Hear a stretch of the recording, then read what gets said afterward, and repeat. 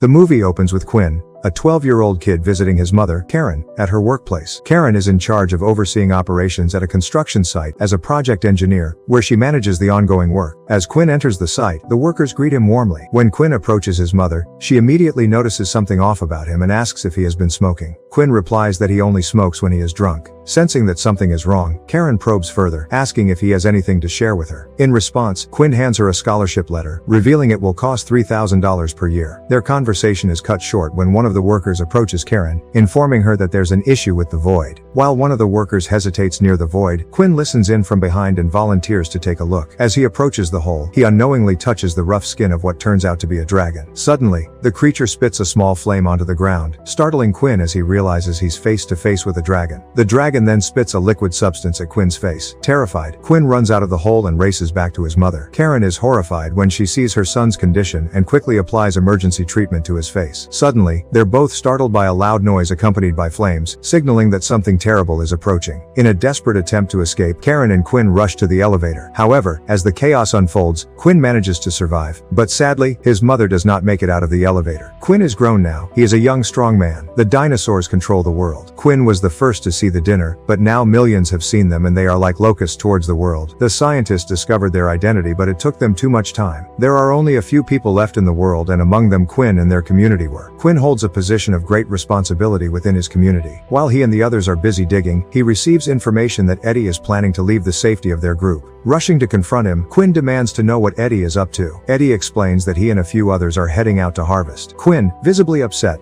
reminds Eddie of their previous agreement not to venture outside the community's boundaries. He insists that it's too early for harvesting, as much of the crops aren't fully ripe yet. After a tense exchange, Eddie retorts that children can't survive on hope alone and asserts that this community isn't a prison, emphasizing his right to leave. Frustrated, Quinn takes the car keys from Eddie and walks away, leaving him behind. Quinn and his friend, Creedy, put on a theater performance for the children, bringing smiles and laughter to their faces. After the show ends, the kids eagerly ask for another performance, but Quinn gently reminds them that it's time for bed. They gather for a prayer, and then the children head off to sleep, content and peaceful. In the dead of night, while the community is fast asleep, Eddie quietly takes the keys and sneaks out with Michael and his family. Not long after, the community's security alerts Quinn to the situation. Realizing the danger, Quinn immediately sets out to the cropland, fully aware of the risks involved, determined to rescue Eddie and his family. Meanwhile, Eddie and his family find themselves in grave danger as a dragon breathes fire upon them, laying waste on the entire crop field. Quinn arrives just in time to save most of them,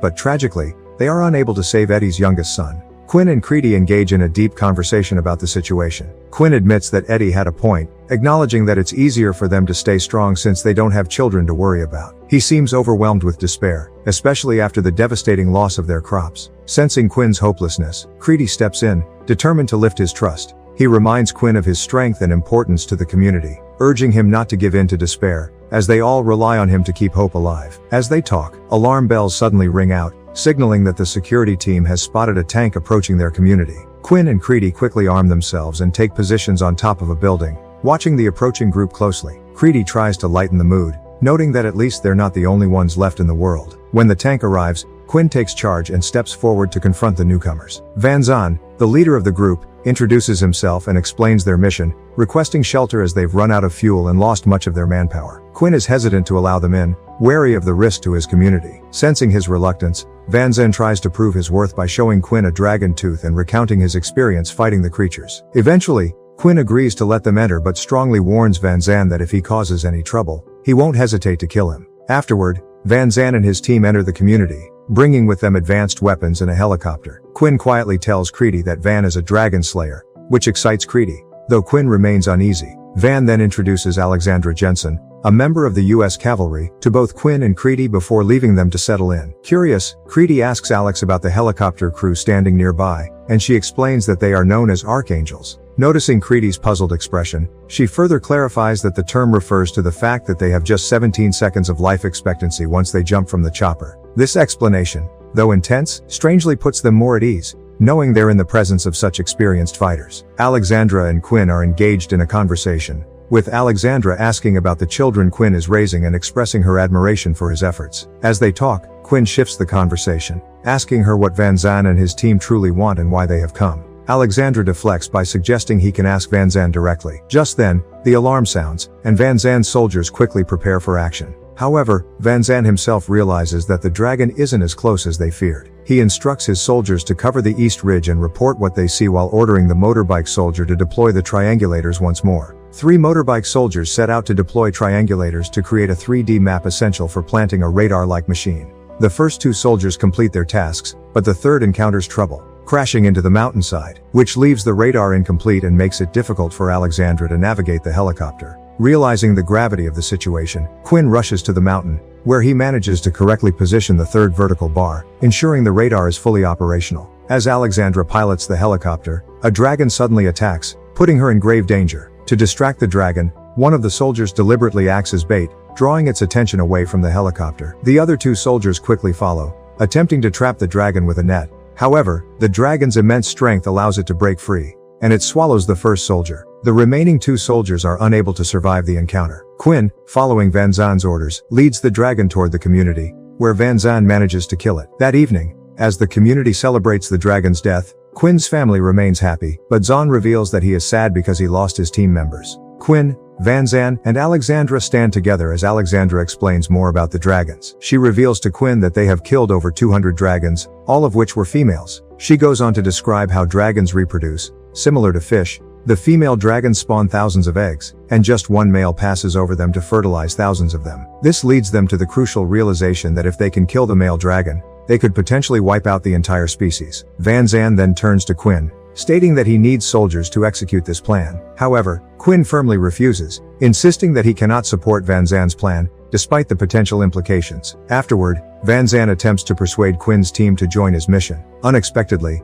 Quinn arrives and confronts Vanzan, leading to a physical fight. Despite Quinn's determination, he is overpowered by Vanzan's superior strength and tactics, forcing him to back down. Then, Vanzan takes control and commands his soldiers to head to London, determined to carry out his plan without Quinn's support. Quinn is picking for food in the ruined land when Jared, a young man he has raised, approaches from behind. Jared informs Quinn that he's decided to follow Vanzan, asserting that Quinn has no right to stop him because he is not his real father. Eventually, Quinn permits him to go. However, later on they cross paths again in the cropland. Jared apologizes to Quinn for his harsh words. He also comments on the foul smell lingering in the area. Quinn responds that he likes the smell because dragons fear their dead body smell. Then 2 of them embrace each other. Vanzan and his team set out to hunt the male dragon, carefully observing it from a distance as they prepared their weapons. The dragon soars through the sky with alarming speed, leaving the soldiers uneasy as they start to believe the dragon is toying with them. Suddenly, the male dragon strikes, swooping down and unleashing a torrent of fire that incinerates everything in its path,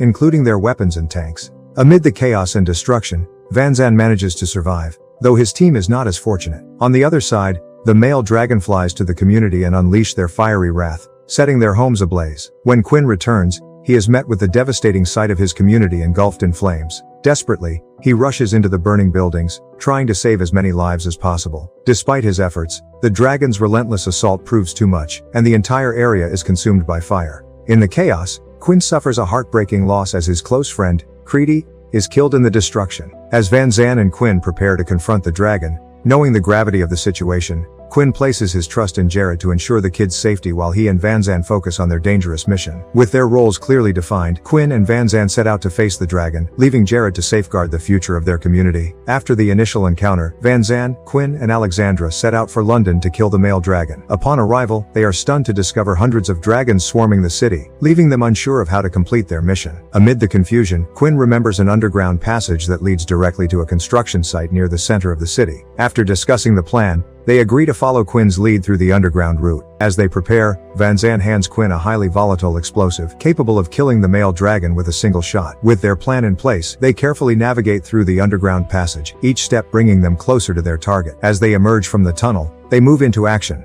fully aware that this might be their only chance to eliminate the male dragon and end the threat once and for all. The male dragon proved to be formidable, with his incredible speed and the intense fire he generated. As part of their plan, Alexandra runs to a window to distract the dragon, giving Vanzan a chance to take the shot. However, their plan goes wrong when the dragon suddenly attacks, swallowing Vanzan before he can make his move. Despite this tragic loss, Quinn steps up in the final moments, armed with a crossbow and a highly volatile bomb. He bravely shoots the bomb directly into the dragon's mouth, successfully killing the male dragon and ending its reign of terror. The movie concludes with Quinn taking charge of the community, now joined by Alexandra. Together, they work to rebuild and strengthen their community, making it wider and more resilient to face any future challenges. Under their leadership, the community emerges stronger, united and better equipped to handle whatever difficulties lie ahead. With that, the movie ends. Don't forget to subscribe to our channel. Thanks for watching. See you next time.